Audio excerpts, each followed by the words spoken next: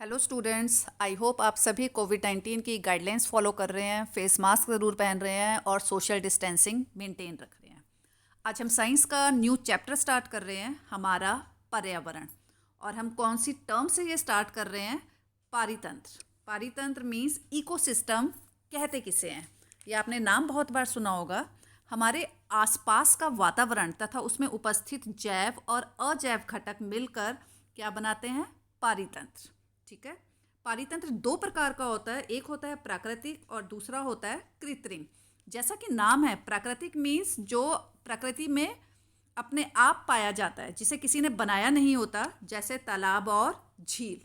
कृत्रिम पारितंत्र, artificial ecosystem, जिसे मानव ने निर्मित किया होता है। आपने एक्वेरियम देखे होंगे। एक्वेरियम होता है जैसे एक कांच का बॉक्स होता है जिसके अंदर पानी होता है और आर्टिफिशियल पौधे और उसमें कह सकते हैं छोटी छोटी मछलियाँ होती है, वो मानव निर्मित होता है, जिसे कहा जाता है कृत्रिम पारितंत्र। पारितंत्र के घटक। पारितंत्र किसका बना हुआ होता है?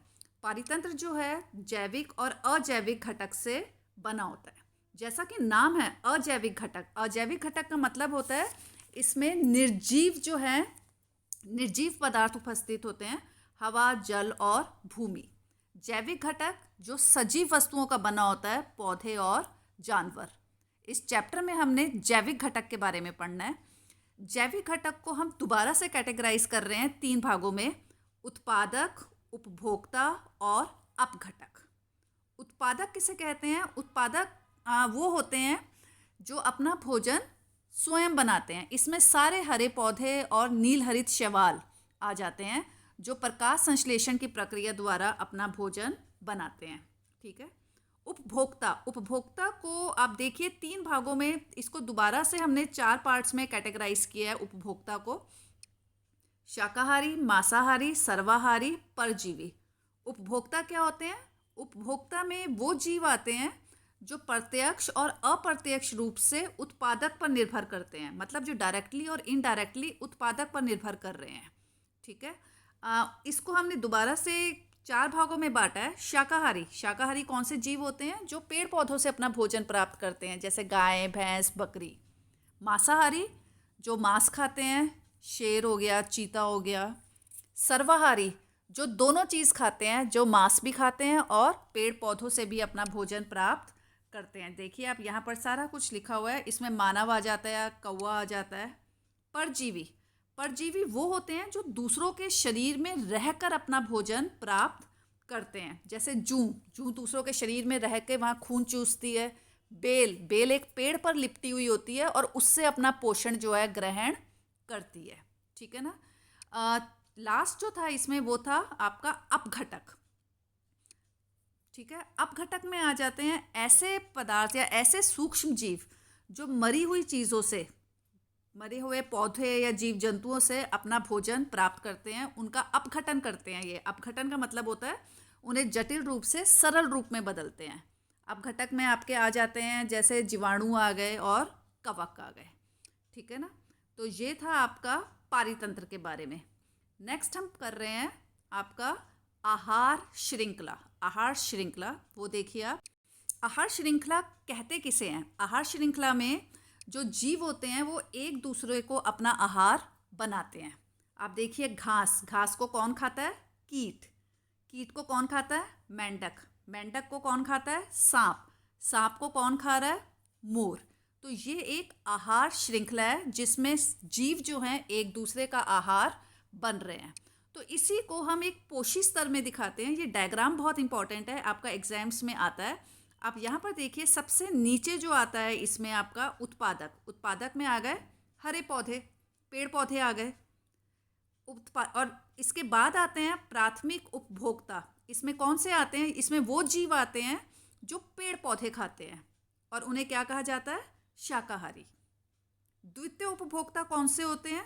जो प्राथमिक उपभोक्ता से अपना भोजन प्राप्त करते हैं, जिसमें छोटे मांसाहारी आते हैं जो आपके शाकाहारी जीवों को खाते हैं। तृतीय उपभोक्ता में वो जीव आते हैं जो इन जीवों को खाते हैं, मतलब पेड़ पौधों जो खाते हैं वो शाकाहारी। शाकाहारी को खाता है छोटा मांसाहारी। छोटे मांसाहारी को कौन खाते हैं? बड़े मांसाहारी। ठीक है। तो एक के बाद एक ये पोषी स्तर होता है। ये हो गया आपका प्रथम पोषी स्तर, इसको कहा जाता है द्वितीय पोषी स्तर, ये है तृतीय पोषी स्तर और ये है आपका चौथा पोषी स्तर। ठीक है, ये है आपके पोषी स्तर। उत्पादक हैं जो अपना भोजन स्वयं बनाते हैं, और ये तीनों जो हैं ये हैं आपके उपभोक्ता। ठीक है, जो उत्पादक पर निर्भर करते हैं।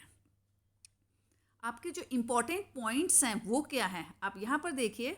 जो पेड़ पौधे हैं वो सौर ऊर्जा का सिर्फ 1% भाग जो है अपनी खाद्य ऊर्जा में बदलते हैं, और पोषी स्तर में ऊर्जा का प्रवाह हमेशा नीचे से ऊपर की ओर होता है। यहाँ से नीचे से ऊपर की ओर, मतलब उत्पादक से ऊपर की ओर जो है ऊर्जा का प्रवाह हो रहा है। ये पेपर में क्वेश्चन आता है हमेशा, कैसे ऊर्जा का प्रवाह होता है, नीचे से ऊपर की ओर ऊर्जा जाती है। इसमें सिर्फ 10% ऊर्जा का प्रवाह अगले पोषी स्तर में होता है।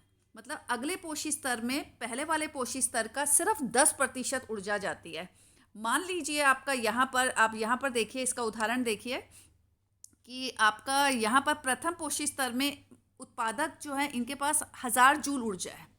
ठीक है, तो प्राथमिक उपभोक्ता उत्पादक को खाएंगे, ये जो है उत्पादक को खाएंगे, तो इनके अंदर कितनी ऊर्जा जाएगी, जितनी यहाँ पर 1000 जूल थी, सिर्फ इसका 10%। 10% कितना हो गया, 100 जूल। द्वितीय उपभोक्ता प्राथमिक उपभोक्ता को खाते हैं, उनके पास ऊर्जा कितनी जाती है, जो आपकी 100 जूल आई है इसका 10%, वो कितना हो गया, 10 जूल। आप सबसे ऊपर देखिए, आपका चौथे पोषी स्तर में क्या होगा, तृतीय पोषी स्तर का 10% जाएगा, सिर्फ 1 जूल ऊर्जा। तो आप ये देखिए, जैसे जैसे आप ऊपर की ओर जाते जा रहे हैं पोषी स्तर में, क्या होता जा रहा है, ऊर्जा जो है कम होती जा रही है। ठीक है ना, तो आप क्या कह सकते हैं, हम ये कह सकते हैं कि इसीलिए ये जो आपके पोषी स्तर बने हुए होते हैं, क्योंकि ऊपर जाते जाते ऊर्जा की मात्रा बहुत कम रह जाती है, इसलिए जो एक जो खाद्य श्रृंखला होती है उसमें सिर्फ 3 या 4 पोषी स्तर होते हैं। क्वेश्चन ये पेपर में आता है, ऐसा क्यों होता है कि 3 या 4 पोषी स्तर होते हैं, क्योंकि जैसे जैसे हम ऊपर जाते जाते हैं ऊर्जा जो है वो कम होती जाती है, इसलिए। ठीक है ना, तो आपकी इसके बाद जो एक टर्म आ जाती है जैव आवर्धन। ठीक है, आप यहाँ पर देखिए, जैव आवर्धन में क्या आ जाता है कि जैव आवर्धन कहते किसे हैं, जैव आवर्धन का मतलब होता है कि पोषी स्तर में आहार श्रृंखला में हानिकारक रासायनिक पदार्थों का इकट्ठा होना क्या कहलाता है, जैव आवर्धन। जब एक पोषी स्तर से दूसरे पोषी स्तर में जाया जाता है तो रासायनिक पदार्थ इकट्ठे होते जाते हैं, जिसे कहा जाता है जैव आवर्धन। आप देखते हैं जब पौधों को रासायनिक पदार्थ जब मिट्टी में मिलाए जाते हैं, आपके कीटनाशक, तो ये रासायनिक पदार्थ जो है पानी से मिट्टी में चले जाते हैं, वहाँ से पौधों में आ जाते हैं, और इन्हीं पौधों को जब शाकाहारी जीव खाते हैं ये रासायनिक पदार्थ उनके अंदर चले जाते हैं, और जब उनको मांसाहारी खाते हैं वो रासायनिक पदार्थ उनके अंदर चले जाते हैं। तो इस तरीके से रासायनिक पदार्थ जो है जो ऊपर की तरफ हम जाते हैं तो वो इकट्ठे होते जाते हैं।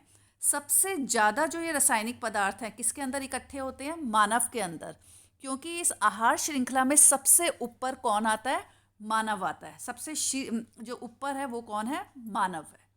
तो आसान सी वर्कशीट है, एक बार इसके क्वेश्चन आंसर्स देख लेते हैं। पहला क्वेश्चन देखिए, यदि उत्पादक स्तर पर 10,000 जूल ऊर्जा है तो प्रथम पोषी स्तर पर कितनी ऊर्जा होगी। आप यहाँ पर देखिए, अगर उत्पादक स्तर पर ऊर्जा 10,000 जूल है तो हमें पता है हर स्तर पर ऊर्जा 10% ऊपर जाती है, तो प्रथम पोषी स्तर पे क्या होगी, 10,000 जूल का 10%, तो वो आपका उत्तर आ जाएगा 1,000 जूल। ठीक है, तो इसका आंसर है 1,000 जूल। तो इसका एक बार नेक्स्ट क्वेश्चन भी हम देख लेते हैं क्या है।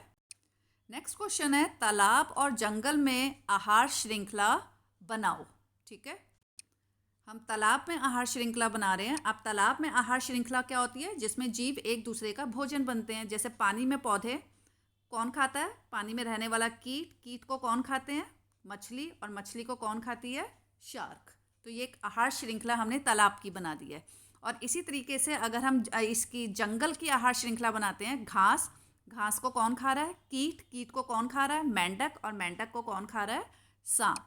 ठीक है, तो आई थिंक आपको आज की वर्कशीट समझ आ गई होगी। Thank you.